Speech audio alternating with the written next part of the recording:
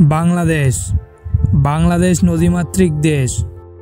এই দেশের নদীগুলো শুধু প্রকৃতির সৌন্দর্য নয়, বরং মানুষের জীবনের গুরুত্বপূর্ণ অংশ। হাজার বছর ধরে নদীগুলো আমাদের অর্থনীতি, পরিবহন এবং জীবন বৈচিত্র্যের অপরিহার্য ভূমিকা পালন করে আসছে।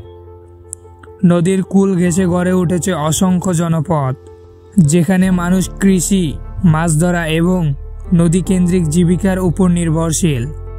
নদীগুলো কৃষিকাজে সেচের প্রধান উৎস, যা খাদ্য উপাদানের গুরুত্বপূর্ণ ভূমিকা রাখে।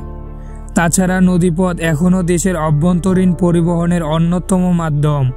বন্যা, নদীভাঙ্গন বা খরার মতো প্রাকৃতিক চ্যালেঞ্জের মধ্যেও নদীগুলো আমাদের দেশে মাটির উর্বর রাখতে সাহায্য করে। তবে ক্রমবর্ধমান দূষণ, দখল এবং জলবায়ু পরিবর্তনের কারণে নদীগুলোর অস্তিত্ব হুমকির মুখে। নদীগুলো বাঁচাতে আমাদের সচেতন, যত্ন এবং কার্যকর উদ্যোগ গ্রহণ করা অত্যন্ত জরুরি।